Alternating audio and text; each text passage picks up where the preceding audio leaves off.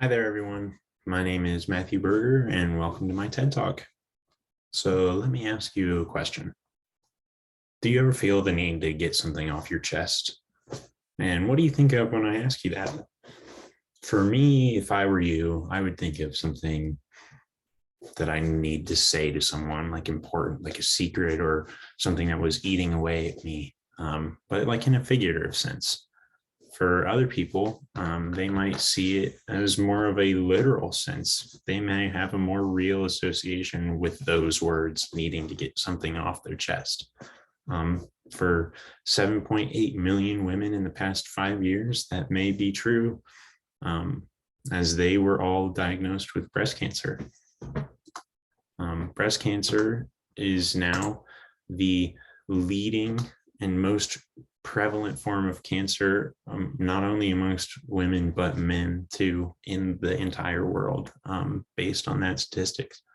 So it's a pretty big issue. And I'm sure a lot of you have heard about that problem or have been personally affected by it.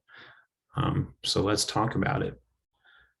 So what causes breast cancer? Research pretty much points to no specific cause for the formation of cancerous cells in breast tissue. Basically, they just form more rapidly as people age. The vast majority of the time, it's only seen in women. Over 99% of the time. There are cases where it is seen in men, but for the most part, it is usually just seen in aging women with mutations that happen within those cells. There are variations between different types of breast cancer, but most treatments are fairly similar across all of medicine. The big variation is in the healthcare systems in which women and men who have breast cancer receive those treatments. So let's take a look at the disparities between those systems. So what are some of the obstacles that we face as a society when talking about the issue of breast cancer? Well, the biggest thing that we think about is the incidence rate that we see, as it is such a common disease now. And as I mentioned before, a big contributor to seeing the development of breast cancer is associated with age. And so we're seeing our population, especially those of older ages, start to live more and longer than we expected. For example, the baby boomers. And for a long time, were expected to die at the expected age of around 65 to 70, whereas in many countries around the world, internationally, expected life, the life expectancies have increased greatly. And just in Canada, I know it's close to 78 years. I believe in the US, it's nearly 76 years. So people are starting to live a lot longer, which, the older you get, the more diseases you tend to contract. But the shocking thing is, as from you see the statistic here, that number, especially in women, has increased from 1 in 11 cases to 1 in 8 in 2022. So over the past few decades, numbers have actually worsened. And as you can see from the image to the right, that it is the most prevalent cancer among women across the entire world, except for a few pockets here and there seen in Africa and Australia. But let's take a look at how different systems work with the breast cancer issue, starting right here at home. So if we take a look at the system that we use, it is a fragmented healthcare system that uses aspects of different models, including the Beveridge model, the Bismarck model, out-of-pocket, and aspects of universal care. All of these add up to the culmination of the largest private health insurance industry in the entire world.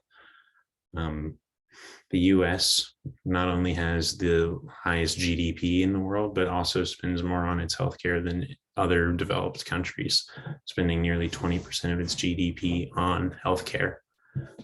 In spite of this, drug prices are extraordinarily high and treatment prices are also very high, as they are all determined by privatized industry negotiated between doctors and health insurance providers, with the stipulation of caps set by the federal government. So all of this contributes to disparities that we see in the US healthcare system. So for people who are covered by an insurance provided by their employer, a lot of their health outcomes are similar, as insurance tends to cover most of their treatments. But what we see is among poor groups in America and minority and ethnic groups, that incidence rates of cancer are much higher, along with the amount of negative health outcomes. The percentage is much higher among those groups. So these are some flaws that we're seeing in the system that is currently in place in the United States. Some pros that we're seeing is the fact that the US has a lot of resources available, which means that more clinics are available, including the one that I actually work at, the Stephanie Spielman Center right here at Ohio State's Wexner Medical Center, which was named after Stephanie Spielman, a woman from Central Ohio who unfortunately passed from her battle with breast cancer, but had a very large impact on the community around her. And that's one of the things that helps the most in treatment research found is community support from your peers and your family. Actually has a significant effect physiologically on you, but having things like this one-stop shop make the treatment process much more bearable for patients. And here's a look at Ohio State's message on how we attack cancer in the US and here locally. The mission of the James is to, one step at a time, really make this world a cancer-free world. Our hematology department has just recently had a drug patent for the treatment of chronic lymphocytic leukemia, which has changed the treatment of that disease across the world. Where it used to be 25 to 30% survival, now it's over 90% survival. And that just speaks volumes about the researchers that we have here and the programs that they're working on. And that's what we're here about at the James. Develop new therapies, develop new drugs, develop new ways of getting the drugs into the patient to make a difference in the lives of people, not only in Ohio, but across the region. So that kind of gives you an idea of how we are moving and progressing as a society in our treatment of breast cancer, especially here at Ohio, reducing disparities and health outcomes across the world. So looking at our southern neighbor in Mexico, we start to see some worse things happening, as poverty rates are much higher in Mexico than they are in the US, displayed by this image here, reaching upwards of 60% in some areas.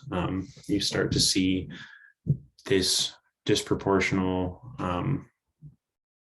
treatment of people start to become more prevalent, especially in rural areas. Rural impoverished people have less access to clinics and have to travel further, have to pay more, and are less able to receive the treatments that they need in order to survive and move on, which is causing a lot of issues in the Mexican system.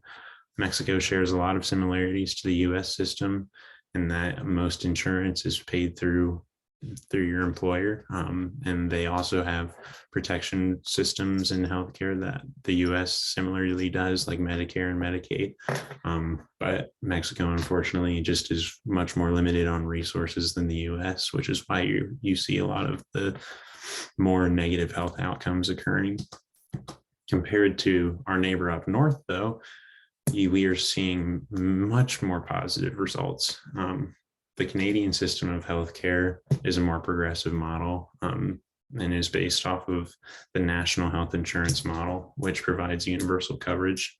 Canada also provides most of its insurance through employment, but the difference is that all civilians and citizens in Canada are provided universal health care, and it is provided on the basis of need rather than on their ability to pay, which research has shown